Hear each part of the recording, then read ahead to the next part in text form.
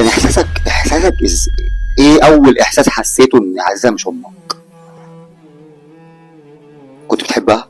انا كنت بحبها قوي، وهو المشكله الاحساس اللي انا حسيته بصراحه، اه حسيت ان في طفل اتولد جوايا غيري انا بقى. اه في حاجه كده اتولدت جوايا جوا مني نفسها تشوف امها. يعني في حاجه جوايا نفسي اشوف امي ملامحها، نفسي اشوف ابويا، نفسي اشوف اخواتي، نفسي اشوف بيتنا.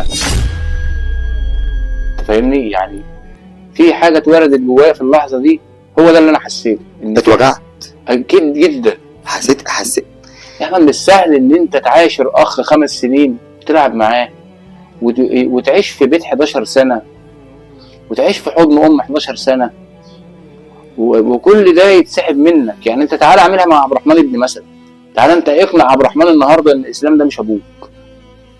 اقنعه بقى، ورينا هتقنعه ازاي، هيتقبلها منك ازاي. صح. هو مش هيعرف يتقبلها، لان هو طلع لقاني وشاف حنيتي وشاف عيشتي، وده سريره ودي اوضته. حسيت بايه؟ تعبت ولسه تعبان. انا لسه بقى لحد النهارده. الطفل ده خد مسكن جمعه، هم ادوا له المسكن، بس اول ما عرفت ان جمعه مش ابويا، الطفل ده كان الاول بيعيط، حسيت ان هو بينهش فيا من جوه. والله يا جدعان غصب عني، والله اقسم بالله غصب عني، هي حاجه لا اراديه. اتوجعت اكتر من عزيزة لما ما عرفتش انها والدتك، ولا من جمعة اكتر؟ لا عزيز، جمعه ما كانش فارق معايا، لان انا جمعه ما شفتش منه حنيه اصلا. جمعه وصباح انا ما بالنسبه لعزيزه هم 0%. فانا اتوجعت على عزيزه اكتر. عزيزه ما شكتش في مره ان هي مش امي، انما انا عشت طول عمري عند جمعه وشاكك ان هو مش ابويا. الوجع كان عباره عن ايه؟ حسيت بايه؟ ودماغك فكرت في ايه؟ ده لما عرفت ان جمعه مش ابويا، امك عزيزه، ان عزيزه مش امي. ما انا زي ما بقول لك كده، عقلي ما استوعبهاش مبدئيا كده. كنت طفل صغير 11 سنه. 11 سنه بس في حاجه جوايا اتخلقت ان انا فين امي وابويا؟ فين امي وابويا؟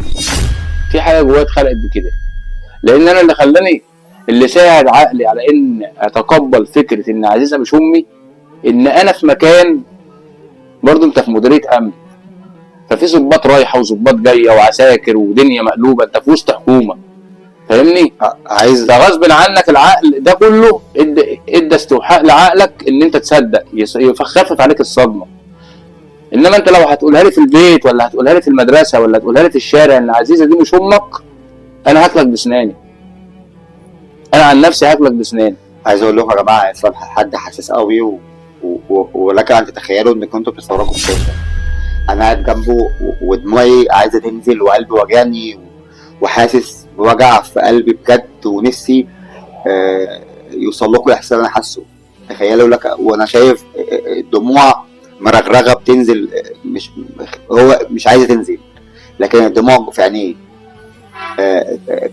كلامه بجد يقطع. انتوا بتتفرجوا لكن انا قاعد جنبه، وكلامه بجد بيوجع القلب بجد.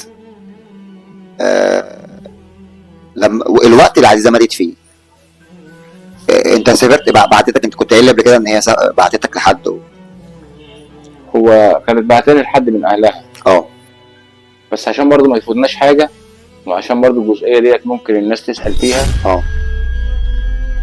انا هنا لما اكتشفت ان جمعه مش ابويا، وعملنا التحليل بقى وطلبت منه DNA، تمام. بدات اعمل صفحه.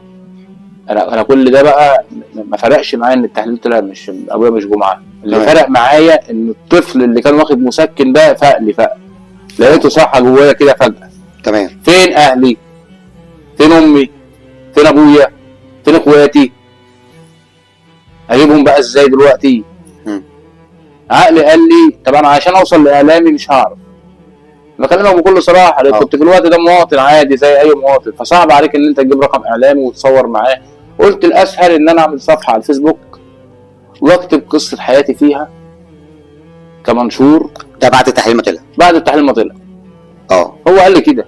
انا اصلا اتفاجئت ان انا كنت متخيل ان هو قدامي مثلا هيقول لي طب سيبك من التحليل التحليل ده ارميه في الارض، او لا ياد ما تصدقش، ولا ياد احنا بينا عيش وملح، ولا كان يعني يقول اي حاجه.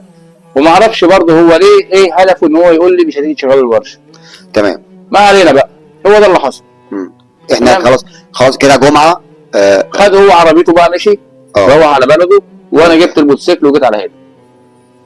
جيت لزوجتك وولادك قلت لهم ان هو مش ابوه؟ ما قلتش لحد. انا اول ما مراتي فتحت الباب وشافتني صوتت من شكلي.